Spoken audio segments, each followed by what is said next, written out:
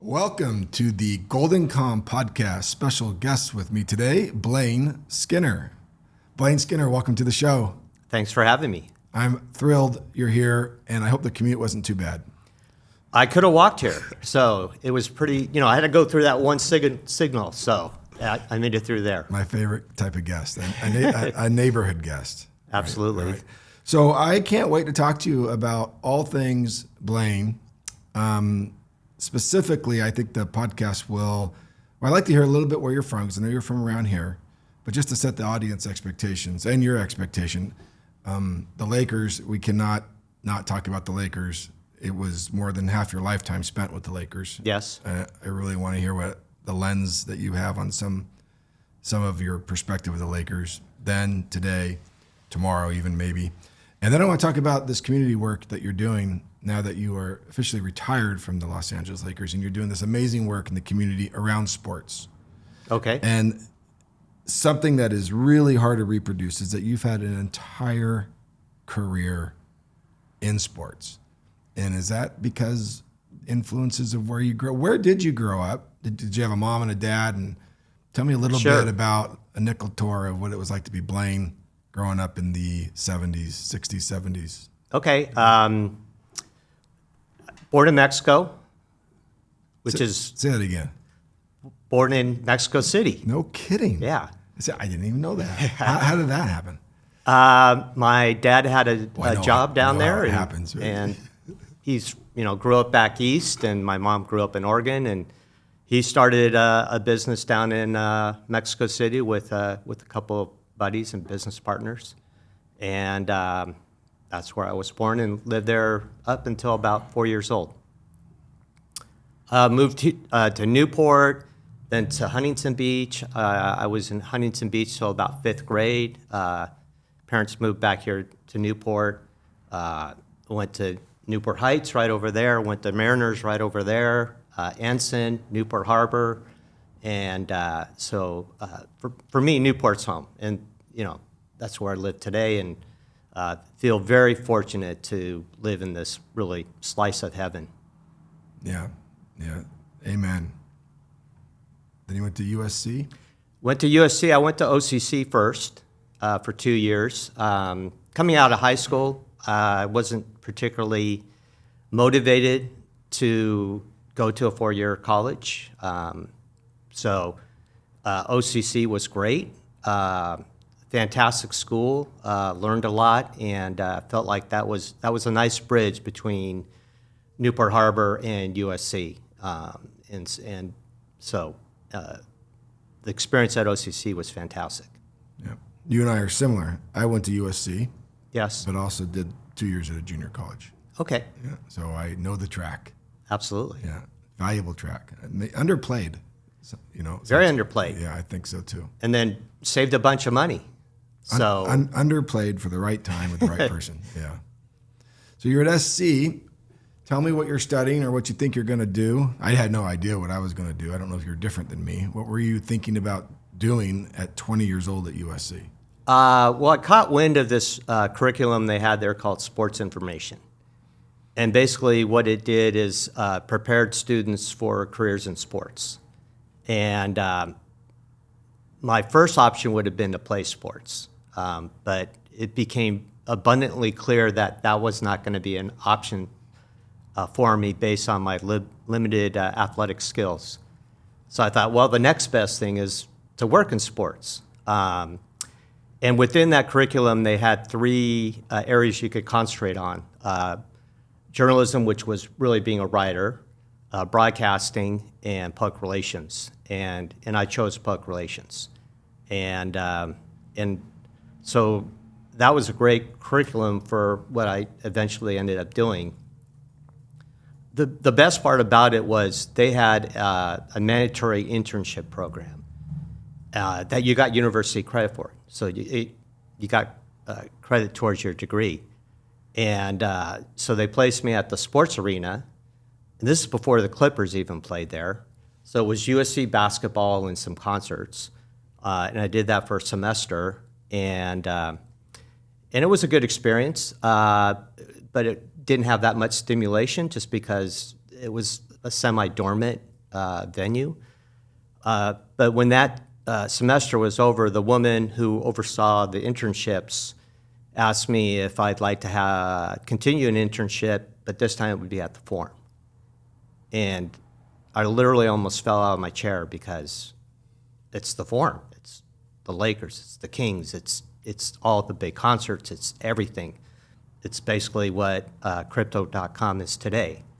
And this was in an era where, right, like now almost every college student does an internship in their field somewhere. We're talking the early 80s, and that was just not a thing. A lot of students didn't do internships, so it was kind of rare. But that was just an unbelievably wonderful opportunity. That is a terrific story, and kudos to USC, early adopters of that almost trade-like school experience. Absolutely. Helping young men, women with their careers. Any contemporaries come out of that era of this journalism, PR, broadcasting? I know Ullman's close by. Yes. Is he a product of that? I don't know if that program still existed when he was there. Maybe he's a little younger than you. He is younger. Just a little bit, yeah. Yeah. Any other contemporaries that you had out of that class? There's a guy named Steve Ross, and he got a job at Fox and at Dodger Stadium, and really had an unbelievable career. And that was somebody who I really looked up to.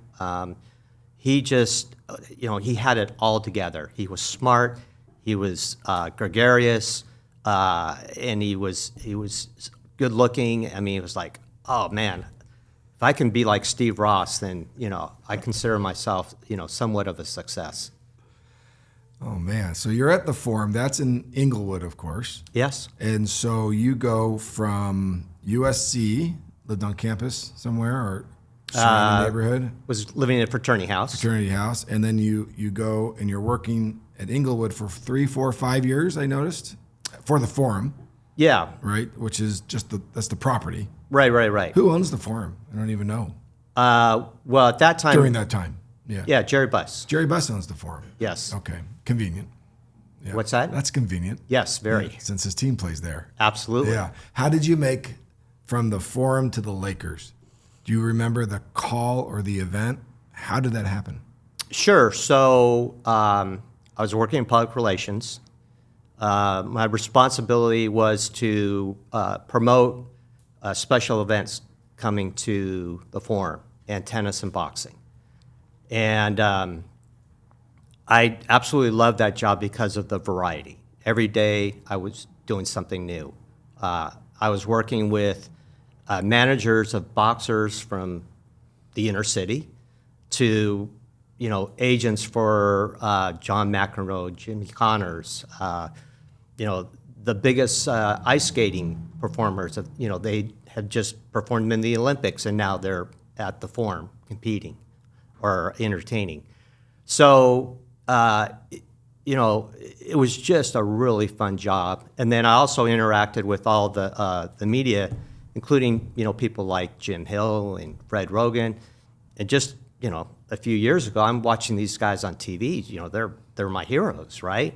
And now I'm interacting with them. So it was kind of like a dream come true in that respect. And then the gentleman who ran the corporate partnerships department came to me and said, would you consider, coming over and working for me, leaving public relations and going into corporate partnerships?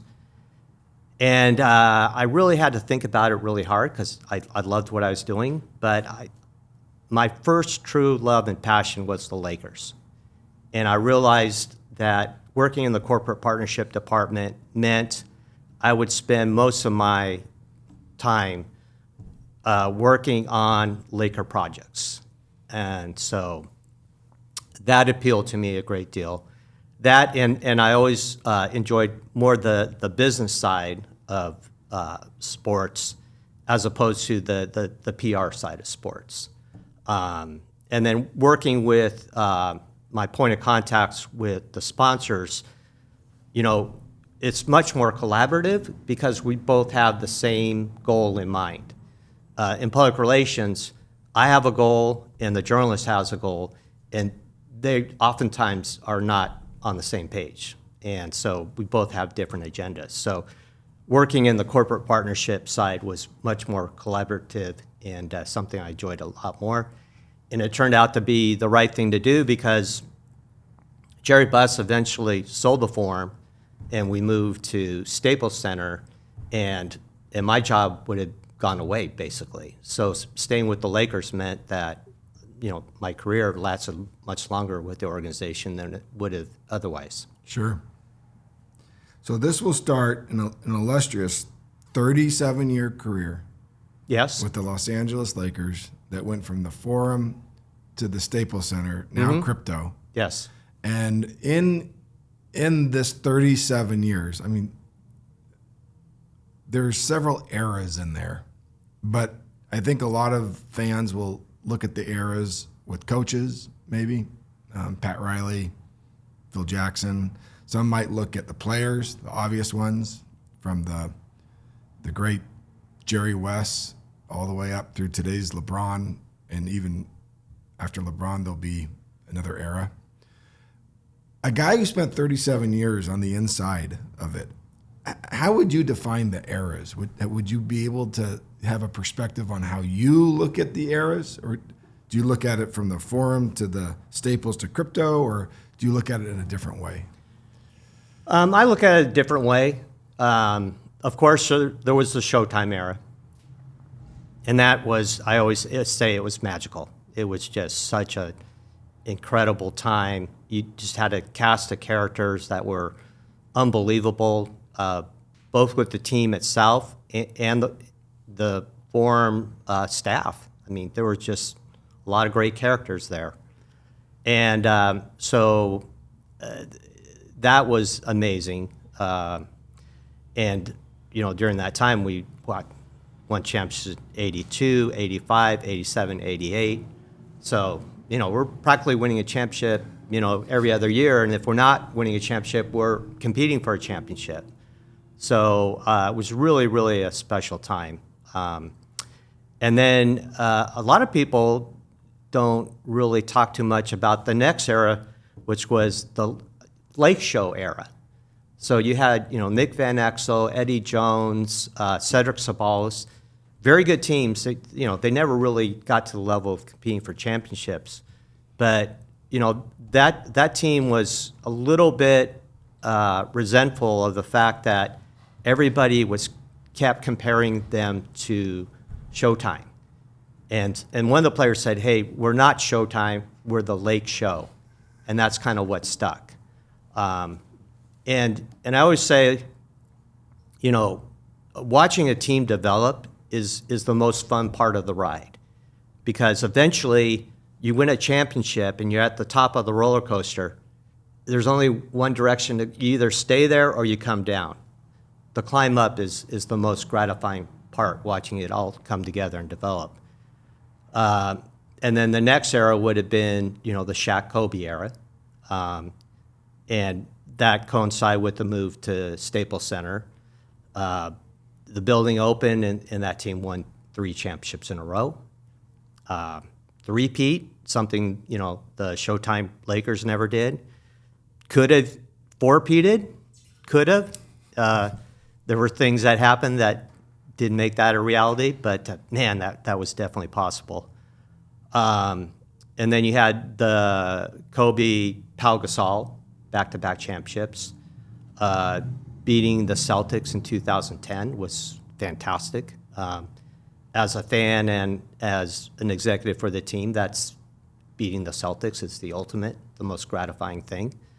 And then when LeBron came to the team, it was kind of towards the tail end of my tenure there. And so I left right before the season that they won the championship in the bubble.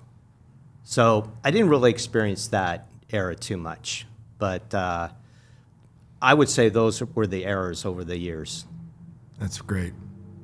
Yeah, I had a paper out in the Showtime era, and of course couldn't wait to get to the box score, open the paper, read it. And my favorite player was Magic Johnson. Surprise, surprise. Yeah. And then Kareem, the skyhook, the unstoppable shot, Worthy, the straight arm dunks. There was another guy that I related to the most. If you look at me, you can see I don't have a lot of ability to be a Magic Johnson, 6'9", and uber athletic. But a guy named Kurt Rambis. Do you remember him? Oh, yeah. Do you remember the Rambis Youth Club? Oh, yeah. Why do you think so many people had such an attraction to this brown, his glasses were super black. Yes. And he was part of Showtime. Yeah. And really a hardworking dude. Yeah. And my friend Jason and I, who had paper routes, we were kind of mini Rambis youth guys. Oh, okay. If you can believe that. I don't know. Who was that? A formal group, the Rambis Youth? Do you remember them? Oh, yeah. What do you know about them, or what do you know about Kurt? Well, I think the reason why Kurt resonated with fans is because, he was an underdog. He wasn't the most gifted athlete ever. He wasn't a very good shooter. But man, he worked hard and he hustled. He perfected the art of taking a ball that had just gone through the hoop, out of the net, get to the baseline, and inbound them. And that started many fast breaks. Like that Showtime team used to fast break after shots were made. And he perfected that art. Like, the ball is barely clear of the net, he's already grabbing it out and going out of bounds and looking for Magic, halfway up the court and throwing it to him. So he did as much as you could possibly do with the skill set that he had. But during that time, so many things just organically happened. Like, real Laker fans during that era will never forget Dancing Barry. Out of a timeout, this guy gets up and just starts dancing. And every game it progressed and became more and more elaborate to the point where he was in the run of show. We had a timeout, Dancing Barry. So that was amazing to witness. But the Rambis Youth, were 5 guys, and they all had the glasses on with the white tape in the middle, and they all wore the same shirt. And they were at every game, and you couldn't help but miss them. They were there. They were part of everything that was happening during that time. That's great. I love the insight on the the Showtime. Someone with such a small but integral starter of the fast break just had that simple mastery of that simple skill, and how that uncorks an entire arsenal of fast break. A great story. Thank you for that. Oh, you're welcome. Yeah. Of all the things that I look at the Lakers, I find one record to be the most unbreakable. And it's one that you might agree with or disagree with. And I'll just tell you what it is. Chick Hearn called the team for 41 years, right? So we saw LeBron break Kareem's scoring record, right? And I think that could be broken again one day. But I don't think anyone will ever call play-by-play for 41 years. Ever again. And Chick Hearn's voice was a part of many of our childhoods. Did you ever get a chance to meet and talk with Chick? Oh, absolutely. Yeah. What were some of the story that you have on him that just might be something that nobody has heard outside your friends? Sure. So, having grown up a Lakers fan and listening to Chick call the games, and my God, what a phenomenal announcer he was. And so he was one of my heroes, right? It's Chick Hearn. Just an unbelievable sports figure.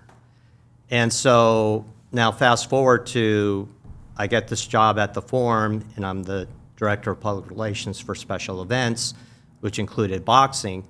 But back then, those boxing matches at the Forum were on TV. And longtime sports fans will remember Jimmy Lennon, who did all the big boxing matches, the Muhammad Ali fights, the Joe Frazier fights. And Chick did the play-by-play for boxing for, I think it was on TV at that time. That became Prime Ticket. So on days of boxing, Chick would get there early, and I would sit down with him and like debrief him on the card that was going to happen that night, and had written notes on the boxers, and part of his preparation was to know about the boxers he was going to do the announcing for, and that was such a great experience for me to work with really a childhood idol, and then I think it was. I don't know, it was around Christmas or maybe his birthday. I gave him a gift, and on the card I said, "To the best boxing announcer I've ever heard."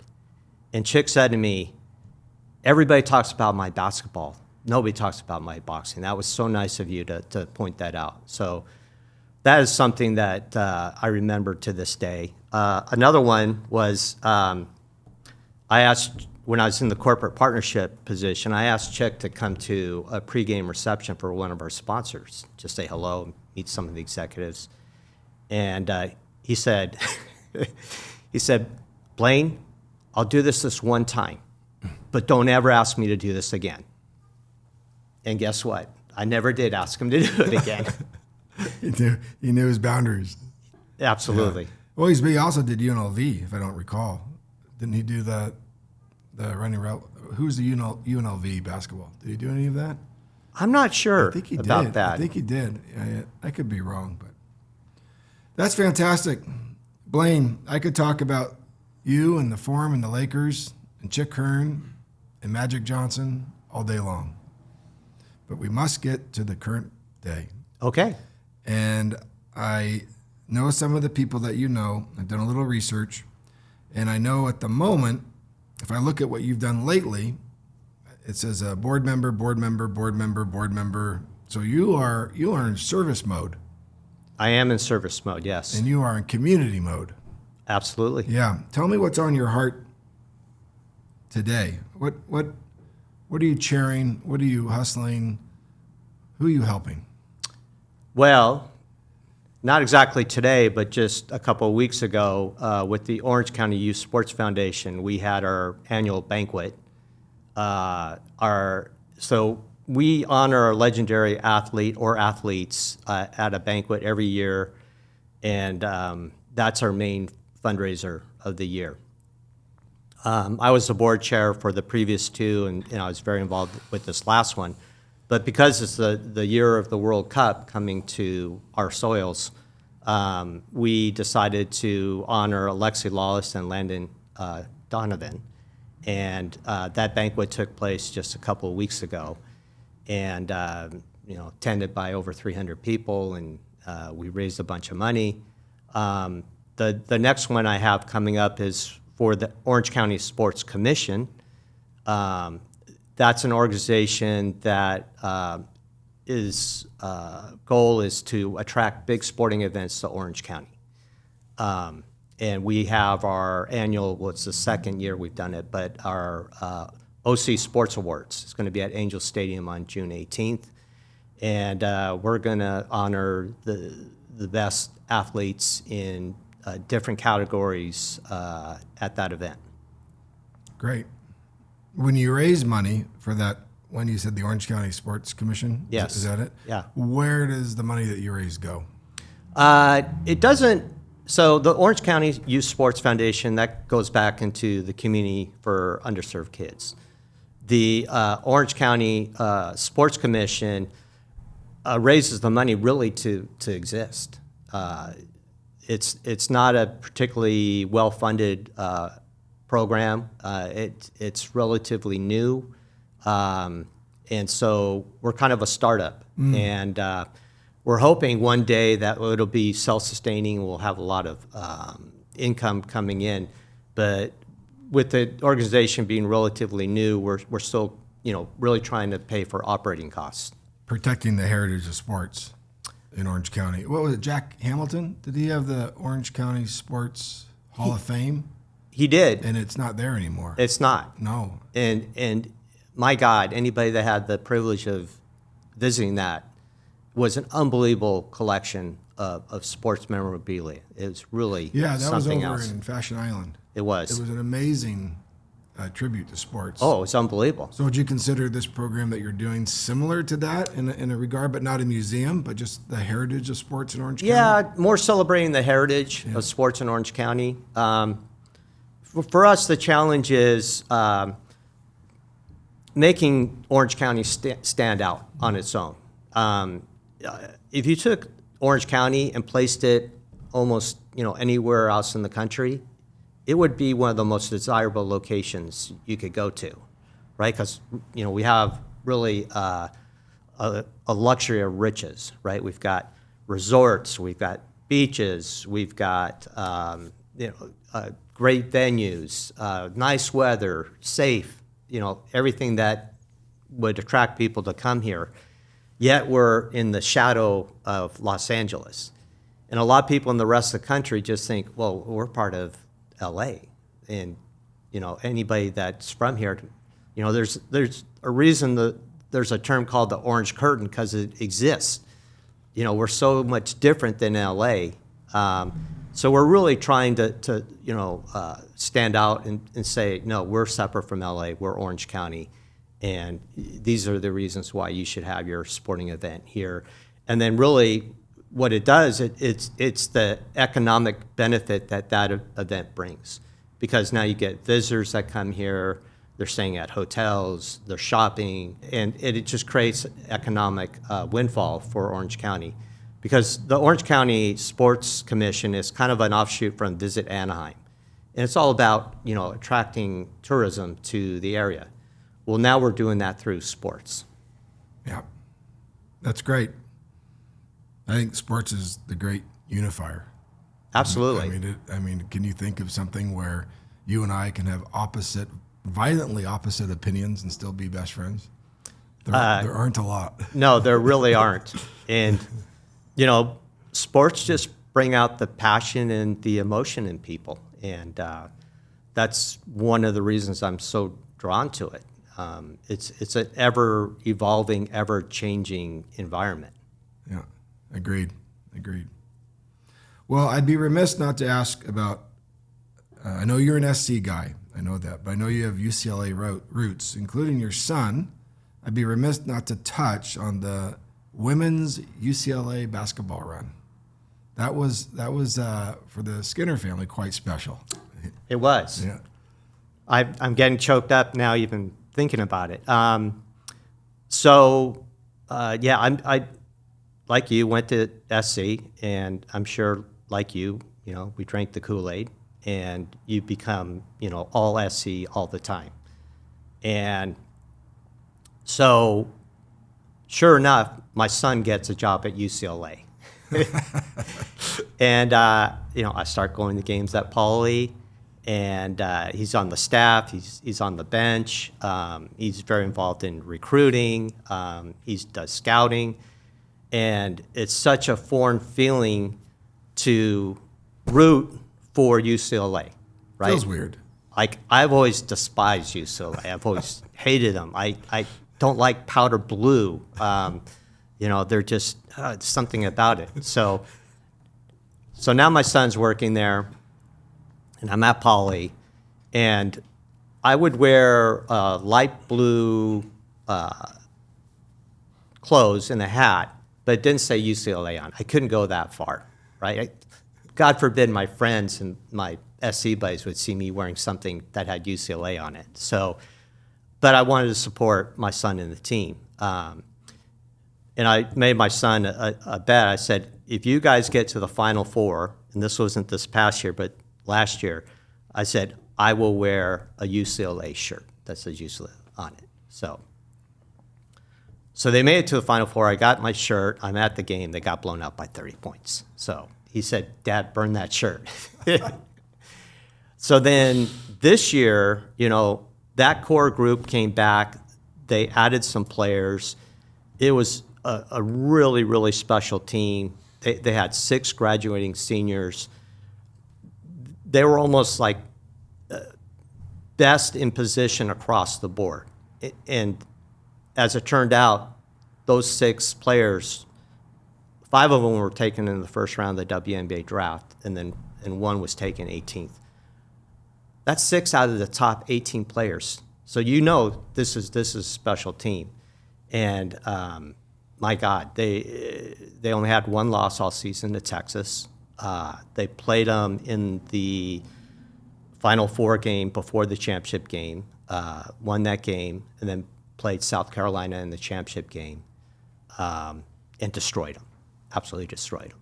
And to be at those games, to be next to my son, and to experience that, and to be on board during his time there from when, they were just another, team in the Pac-12 to being the most dominant team in the Big Ten and then winning the championship. I mean, that was just a really incredible, special run. Not many people at any level get to experience winning their last game. It's very special. It is, and especially when you compare it to the backdrop of that, unless you win a championship, your season ends in misery. It just does. You either don't make the playoffs, which means what a terrible season, that was really tough to endure, or you get to the championship series and you don't win, and it's a lot of, if we did this or could have done that, woulda, coulda, shoulda, so close, but yet so far away. And then there's the ultimate of winning championship, and it's just, my God, it's the most wonderful feeling in sports. The cruelty and the beautiful part of sports.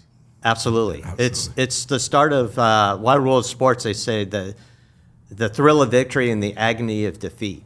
And they have that ski jumper that falls off the side and is tumbling and having a horrific crash, and that's the feeling. Yeah.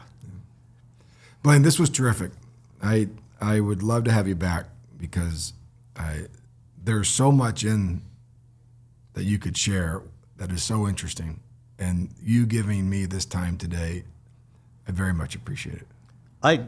I'd love to come back, part 2. I mean, there's things we touched on that I'd love to tell you about. My time with Jerry West, my interaction with Kobe Bryant, my interaction with Bill Sharman, who was the coach of the '72 Lakers. That's another story. So I think, definitely part 2 would be fun to come back and explore that. Yeah. Thanks, Blain. You're welcome. Yeah, thanks a lot.